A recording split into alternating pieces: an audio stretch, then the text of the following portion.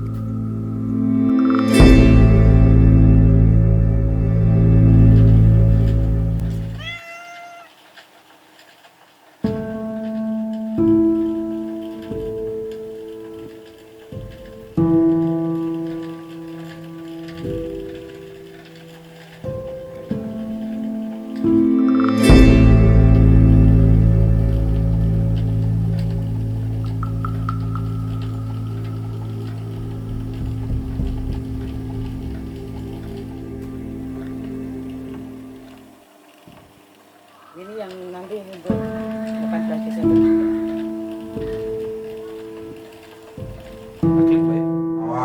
Pembaca puisi, kemudian seni rupa, juga penggerak pergerakan seni rupa arus bawah ya dulu ya. Pasti ada. Tepuk tangan untuk Wati Respati.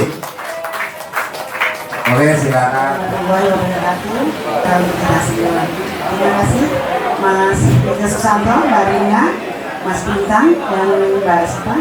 Terima kasih atas kehadirannya pada sore hari kami untuk bisa berpameran di sini. Terima kasih pada rekan-rekan semua yang telah.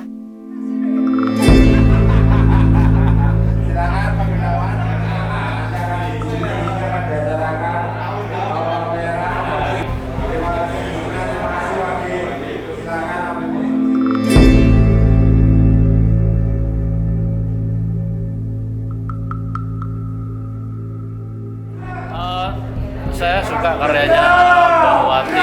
Ini ada perubahan-perubahan yang signifikan, lebih berani, lebih los. Saya kira bisa dikembangkan lebih lanjut yang karya yang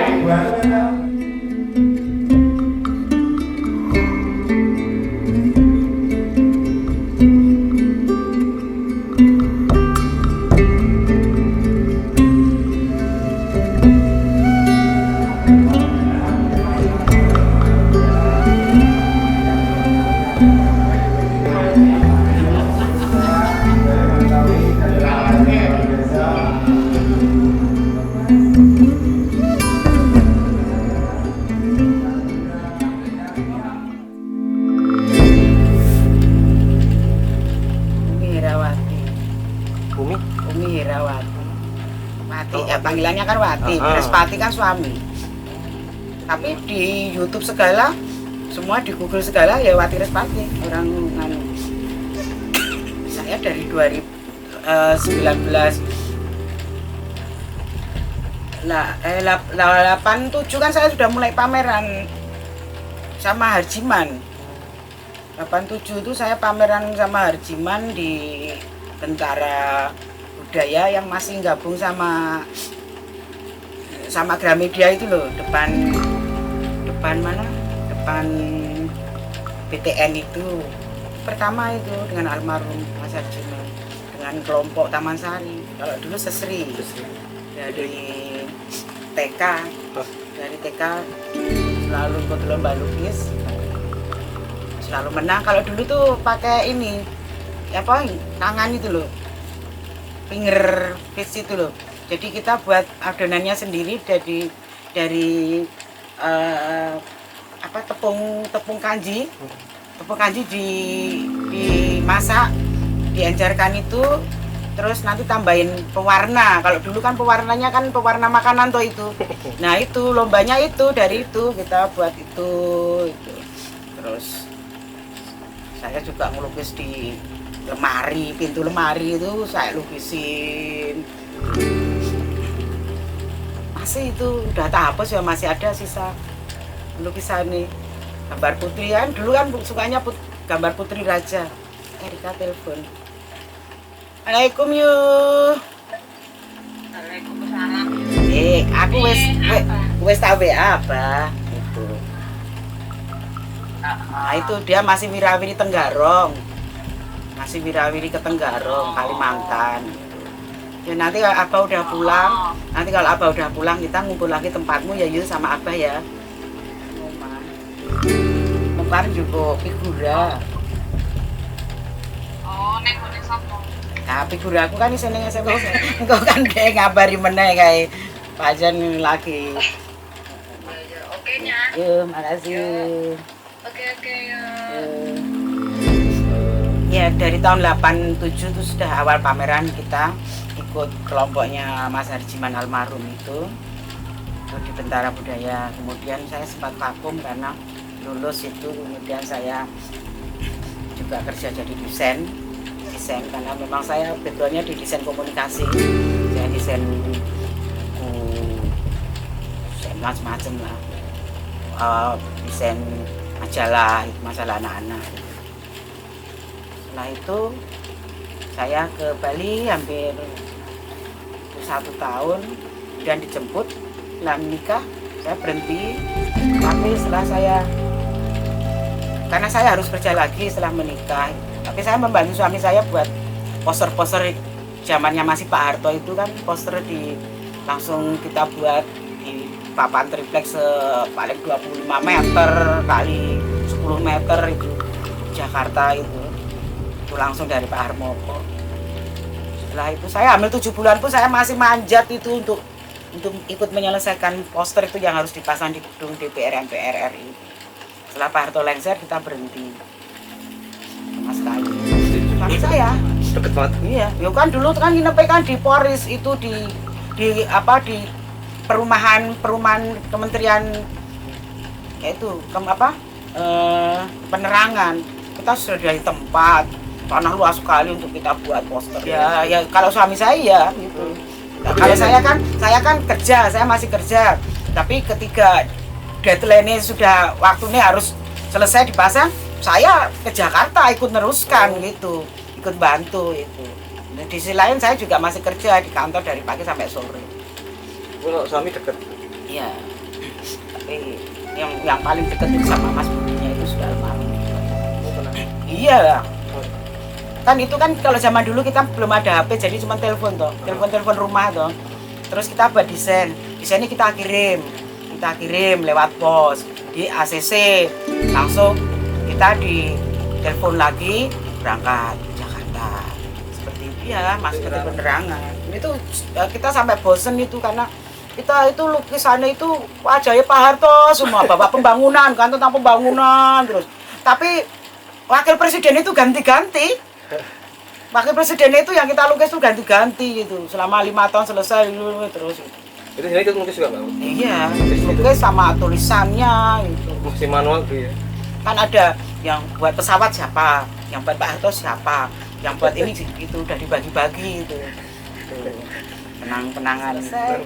Terus saya hamil anak saya yang kedua, saya tetap melukis. Saya melukis 3 meter pertama itu. Booming karya itu 98 ya booming ya? 98 bukan. 94 apa ya? Tuh. Sebelum booming itu saya sudah mulai. Jadi saya hamil itu saya melukis, tapi dulu saya masih cat minyak terus karena saya masih ngontrak kan dulu di Gunung Sempu itu. Terus akhirnya saya pindah ke Agri karena itu kondisi rumah sama anak kan. Terus saya kalau yang itu saya nggak tahu, tapi yang jelas setelah Pak Harto lengser itu PEN sama sekali berhenti total, order itu berhenti total, pekerjaan itu berhenti total.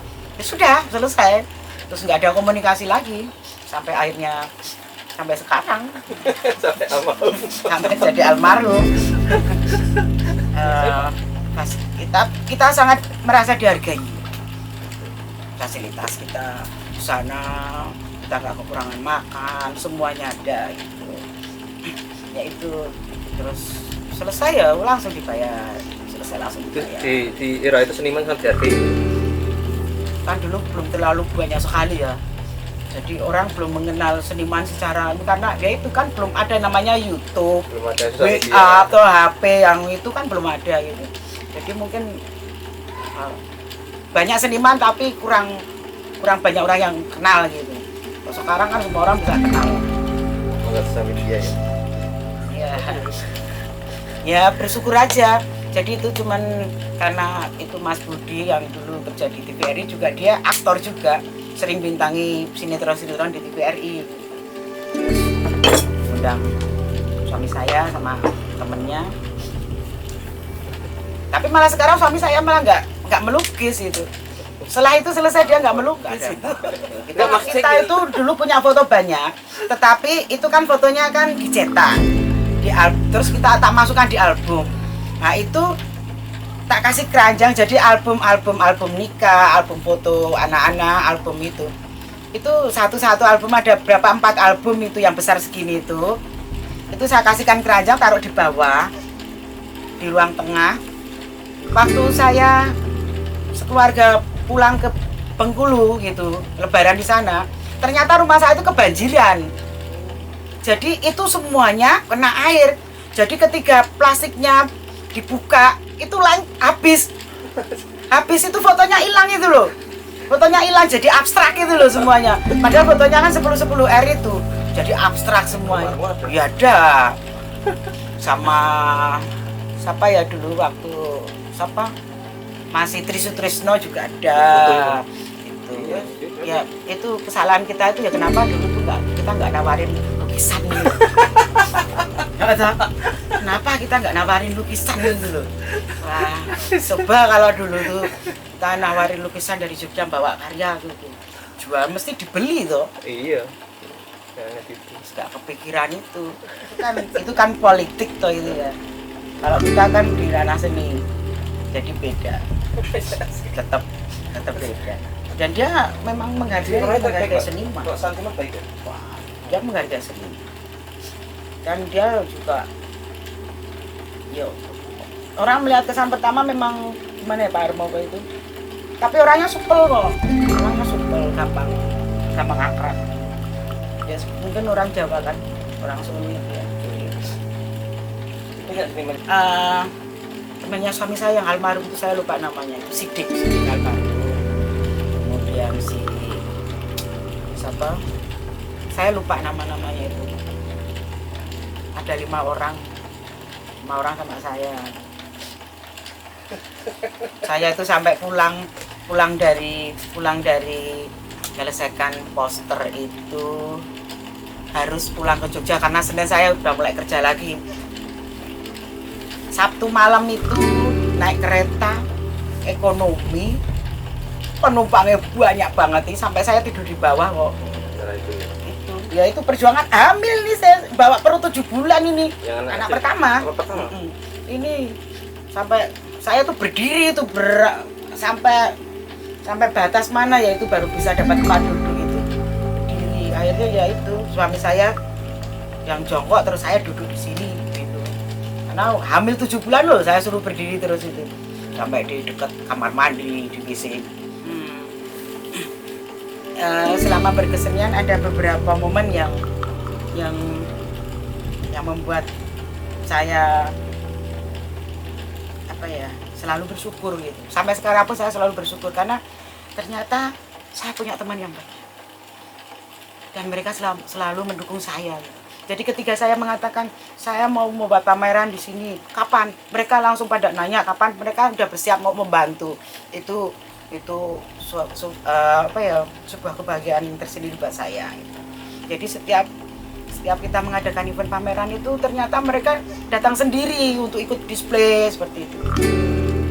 Di seni rupa, khususnya di seni rupa, saya ingin mengadakan lagi pameran tunggal saya sekaligus pameran karya pribadi saya, privat koleksi saya, yang ketika saya laku karya, saya juga membeli karya teman, karena itu sebagai wujud ucapan terima kasih saya, membagi kebahagiaan saya untuk yang lain. Jadi saya beli karya teman, dari hasil uang saya, karya saya laku. Itu nanti akan saya pamerkan dengan posisi yang berbeda. Kira-kira sudah ada, saya itu ada beberapa, banyak juga yang diberi oleh teman karya-karya, itu nanti juga akan saya pamerkan. Kemudian saya yang beli karya juga saya pamerkan, kemudian karya saya sendiri itu juga akan saya pamerkan. Itu yang belum tercapai, mudah-mudahan 2023 saya bisa melakukannya.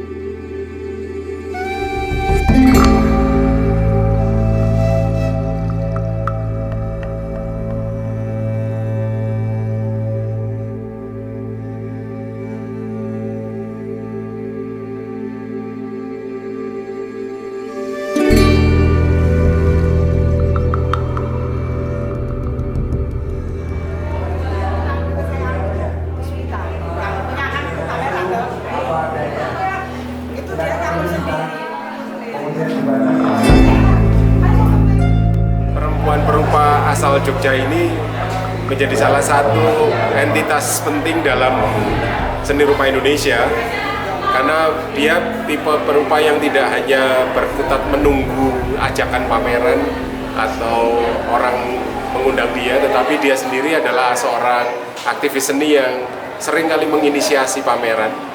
Ini menandakan bahwa Wati Respati bukan perempuan yang pasif gitu, dia aktif untuk menjalani hidupnya sebagai seorang perupa. Karena dinamika seni rupa di Indonesia itu membuka jalan bagi semua orang, semua pelaku, semua perupa. Maka seorang Wati Respati diharapkan menjadi satu contoh bagi para perupa generasi berikutnya untuk bisa mewarnai jagat kesenian di Yogyakarta maupun di Indonesia. Yogyakarta sendiri adalah salah satu kota atau wilayah yang menyumbang banyak perupa perempuan yang berkualitas, dan Wati Respati adalah salah satu di antaranya yang saya kira juga penting untuk dilihat sebagai sebuah fenomena. Dan untuk itu saya merekomendasi munculnya catatan yang saya kira penting untuk Wati Respati sendiri maupun bagi orang-orang yang lain yang menikmati karya seni rupa Indonesia. Saya berharap Mbak Wati terus aktif, terus memberi dinamika penting bagi seni rupa di Jogja maupun di Indonesia untuk naik pamor sebagai seorang perempuan yang punya level nasional. Untuk itu perlu digagas diskusi-diskusi tentang karya-karya Wati Respati, dan terbitnya buku-buku tentang Wati Respati. Pameran-pameran tunggalnya punya kualitas yang luar biasa di masa depan. Itu harapan saya yang sangat penting. Dan tentu saja tidak lupa adalah bahwa Wati Respati harus juga bisa menjadi bagian dari perkembangan seni nasional maupun internasional di Indonesia maupun di luar. Semoga sukses Mbak Wati. Awal-awal mengenal Wati, saya waktu masih mengurusi program dari TBY Nandur Serawung. Dia salah satu peserta di Nandur Serawung. Nah itu saya mulai baru mengenal Wati. Sayangnya ternyata dia dari SMSR juga, dari SMSR yang katakanlah dia saat ini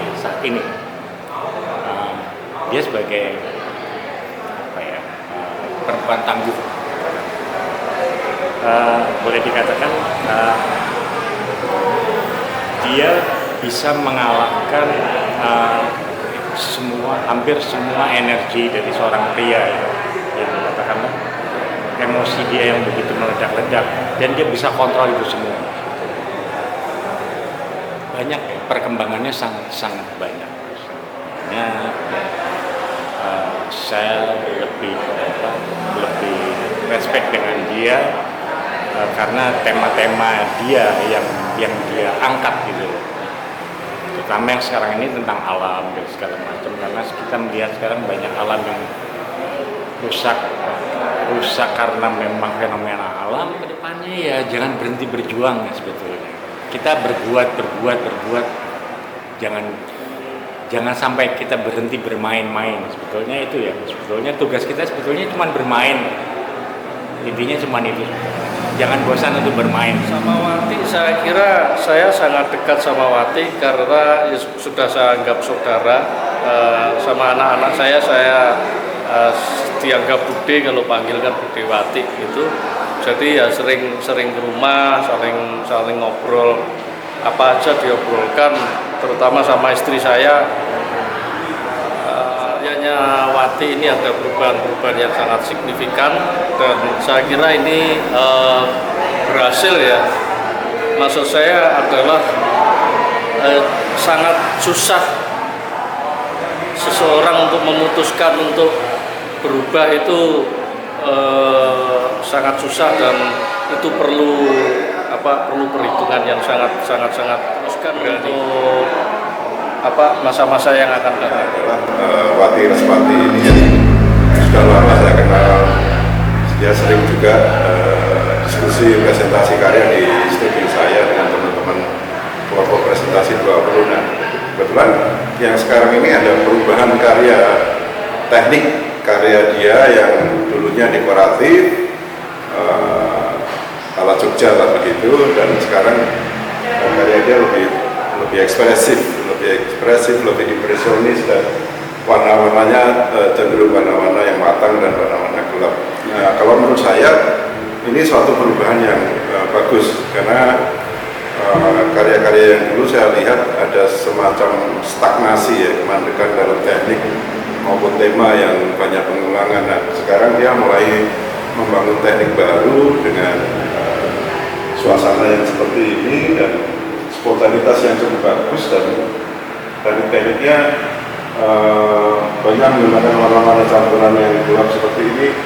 Ini suatu kemajuan. Nah, mungkin karena ini masih langkah awal, saya berharap dia bisa membuat karya yang lebih progresif dengan nuansa dan bentuk-bentuk yang tidak monoton, tapi lebih berkembang ke karya-karya yang lebih mungkin agak imajiner, lebih agak abstrak, tidak apa-apa, tapi dengan suasana warna yang berbeda dengan karya-karya dia yang dulu. Mungkin itu pendapat saya. Semoga tetap semangat, Wati sehat dan terus kreatif dan inovatif. Menjemput perasaan yang datang, bukan sabar dan tabah yang mengaminiku sebagai diri. Bukan seberapa sering akan hadir, namun aku tetap menjaga rasa agar selalu berada pada tempat.